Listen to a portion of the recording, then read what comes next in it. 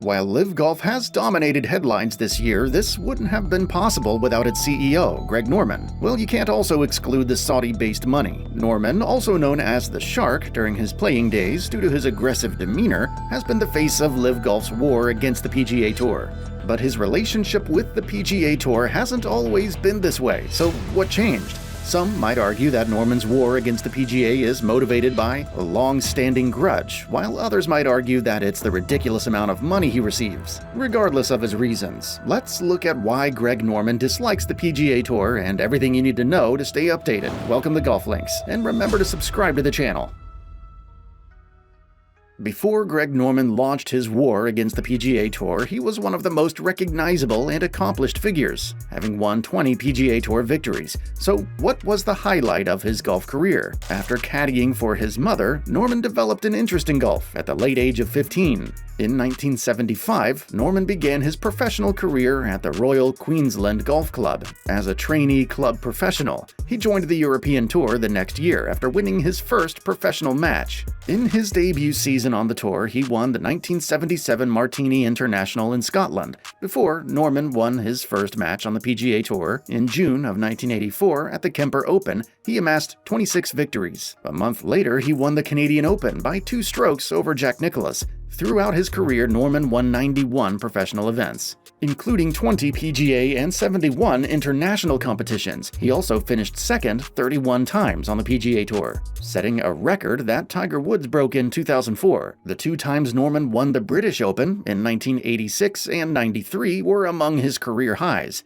He also had other Masters tournament near victories, most notably in 1996, when he memorably blew a 6-stroke lead on the last day to lose to Nick Faldo of Great Britain by 5 strokes. Norman has been one of the most successful athletes turned entrepreneurs in sports history. Norman has designed more than 70 golf courses. His Shark brand of wine, apparel, and golf accessories has also become one of the sport's most recognizable logos. He was appointed CEO of the Saudi-funded LIV Golf Investments in 2021, which sponsored a series that provided golfers with multi-million-dollar payouts. His appointment marked the beginning of controversies in the golf world and Norman's revenge against the PGA Tour. So what could the PGA Tour have done to Norman that could have made the man bring so much division to the sports he once ruled? One major highlight of the Saudi-backed LIV Golf International Series is the mouth-watering money it dishes out to its members. So we all know Greg Norman is paid a fortune to be the face of LIV Golf, but the 67-year-old's strongest motivator in his continuing struggle with the PGA Tour may be a 3-decade-old grudge. The 2-time major champion maintains he has no grudges, but the PGA Tour's rejection of his World Tour plan in 1994 surely put the Shark at odds with the dominant PGA Tour. Norman, a prominent player at the time, intended to create a series of premium limited field tournaments to supplement the current tours. The Australian thought that golf required more of a global presence than the PGA Tour provided.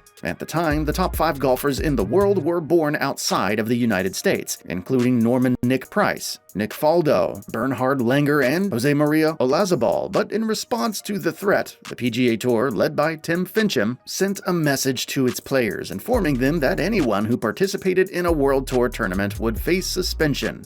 It draws a startling parallel to the current conflict between the PGA Tour and Norman's LIV Golf.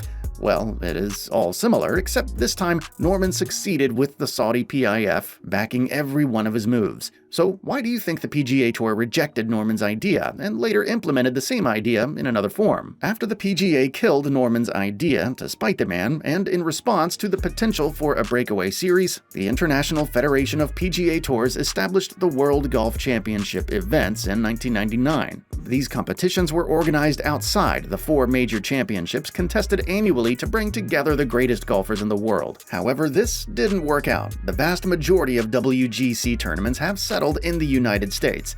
Even though it was originally intended to be played worldwide, it has become little more than an extension of the PGA Tour. WGC competitions are still on the golf calendar today. So Norman accused Finchem of stealing his idea. I told him I was annoyed with him, Norman claimed in 1996 after approaching Finchem in a hotel lobby shortly after the WGC was announced. I've had it with Tim Finchem up to this point.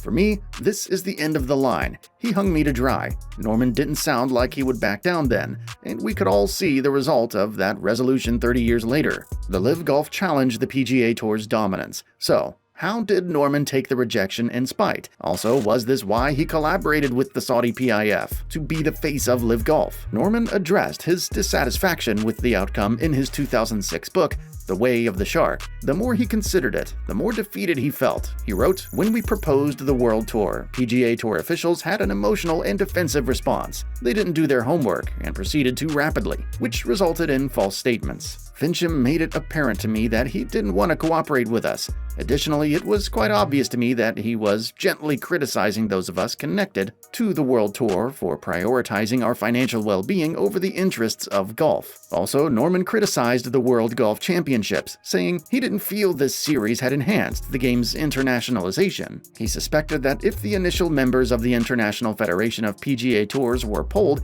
they would perceive no fairness in the game today, Norman wrote. In contrast to the PGA Tour, most other tours are struggling. I don't think the PGA Tour has done anything to bring the other tours together. The tour never seemed to have a sincere desire to create a series like that, Norman added. The Australasian Tour had suffered irreversible harm due to the PGA Tour. The PGA Tour used to have a distinct off-season. The switch to a year-round schedule a decade ago harmed tournaments, like the Australian Open, which were held in the American winter. The harm in nations like Australia may already be done, despite the PGA Tour's recent indications of a move away from the schedule. Also, he lamented the damage the World Golf Tour's issue caused to his friendships with players he had long regarded as close friends, all due to the PGA Tour's propaganda. PGA Tour officials unleashed a propaganda machine that painted me as someone I'm not, according to Norman. All the big changes in the world were brought about by a few bold individuals who were not afraid to confront the status quo. The result was that they were constantly attacked. I was the point person for the World Golf Tour, and I took the fall when PGA rejected the idea. The Australian who won his second Open Championship in 1993, the year before attempting to start the World Golf Tour, believed the experience contributed to his demise as a power in the sport. The entire experience seriously damaged me. I felt hurt, and I was really angry. That feeling, in turn, sapped a large portion of my vitality. I no longer wanted to go out and play golf, he said. When I did, I found myself wondering, what the heck am I doing out here? The PGA Tour was no longer something I wanted to support.